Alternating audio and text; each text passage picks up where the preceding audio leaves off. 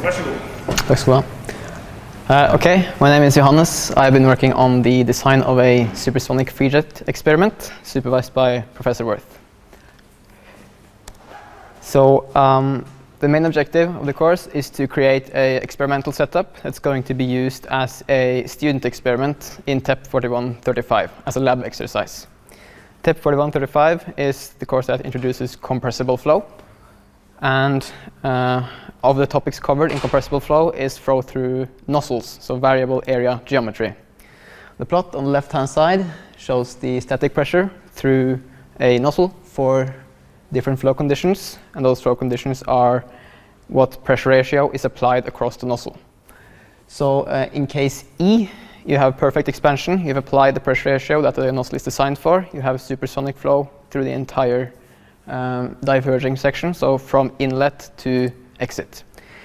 If you apply a pressure ratio that's just below perfect, you'll have a normal shock in the diverging section close to the exit. If you apply an even lower pressure ratio and have that pressure ratio gradually be lower, you'll have a moving normal shock along the nozzle contour all the way up to the throat. And that's what the experiment is designed to show. Illustrate that to the students doing the experiment. That's going to be illustrated by pressure measurements along the contour, essentially reproducing this graph experimentally, and also by visualizing the shock waves that form in the flow, the normal shocks. A lot of the inspiration for the setup and experiment has come from the paper on the right. It's a conference paper from 2011 outlining a few different experiments that may be suitable for undergrad courses in compressible flow. So this is the experimental setup I'm working towards. You have a pressurized tank at a given pressure. Open the ball valve and let the air escape through the system. The system consists of a flow conditioning section, a nozzle, and a Schlieren imaging system to visualize the shock waves. So with this setup, you'll automatically mimic the varying pressure ratio, because of course the supply pressure will decrease as more and more air is released through the system. So what I've been looking at is the design of the flow conditioning, the nozzle itself, and how to set up the Schlieren system. So this is what the flow conditioning section looks like now. The purpose of the flow conditioning is threefold. One, to ensure that the inlet conditions at the nozzle are correct with respect to turbulence intensity and velocity uniformity, to make sure that the flow is uniform. And the third reason is to change the cross-section from circular, which is normal for piping, to a square section. So from the first turbulence grid to the nozzle, it's a square section. The turbulence is, of course, handled by the turbulence grids, and the diffuser will change the cross-section from circular to square.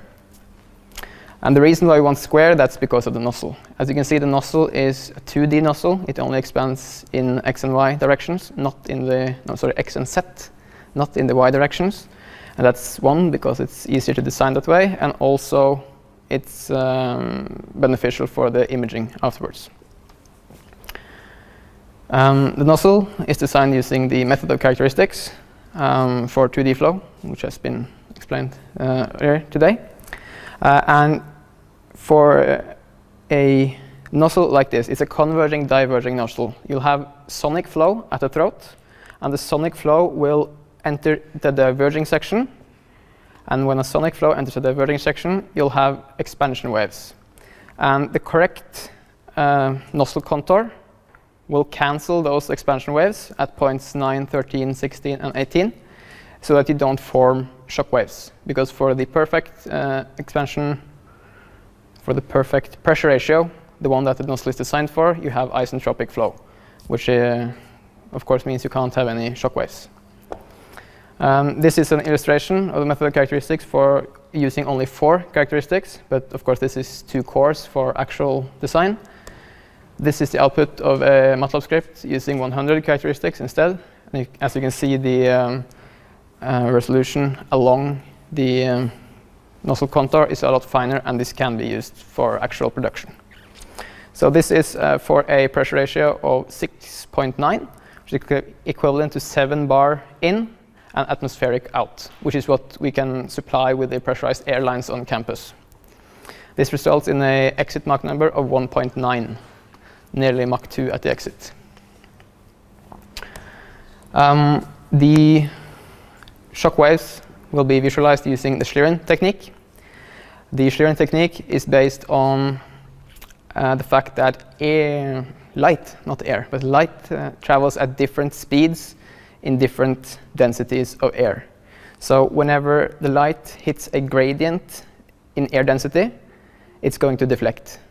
And that's what's showing up here as darker regions. This is a T-38 trainer aircraft flown at Mach 1.1.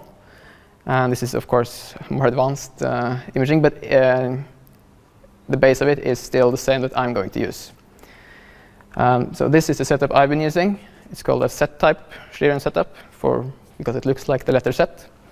You have a light source, which in this case is an LED.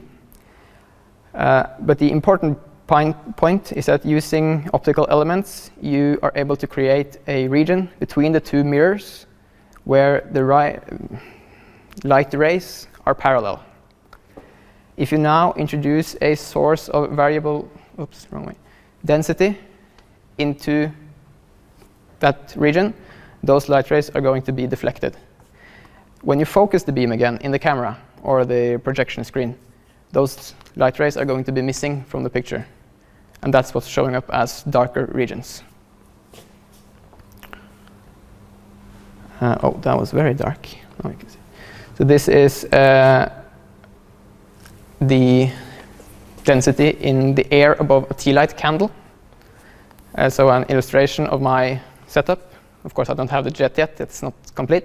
But this is just a test to show that the Schlieren system is working. This is the same tea light candle, slowed down a bit, and this time I'm disturbing the candle by using my hand to create a bit more interesting flow patterns. And of course, the technology is not with me today. It seems to be lagging. But you can see that there is a density gradient above the tea light candle. And that just shows the sensitivity of the system, that it's able to pick up density gradients because of the... Oh, wow. That's my computer, so yeah, okay. It's able to pick up density gradients caused by a burning tea light. So, of course, the density gradients vary a lot through a shock. So this is going to pick up shocks, no problem. So as of now, the design is about 95% complete. Still a few things to iron out, but mostly 95% complete. Most of the parts that are complete are either in production or they're in shipping on their way here. And assembly of the first pieces has begun. Future work, what awaits me after Christmas, will be assembly and pressure testing. This is a custom-built pressurized rig that's going to be used by students, so we have to make sure it can actually hold pressures we're trying to expose it to. I also need to characterize the flow conditioning section to make sure that the inlet conditions to the nozzle are the way we want them to be for the nozzle to work properly. Next step will be actually running the experiment over and over again to make sure it works, and essentially write a manual for whoever's operating the experiment in the student lab. Also, this is a Mach 2, nearly Mach 2 flow, so it's going to be noisy. And this is going to be analyzed by acoustic analysis, both theoretical and actual measurements with microphone to measure the sound intensity. And we also need to design essentially a sound suppressor to attach after the exhaust in order to contain that sound. Okay, that's what I have to present.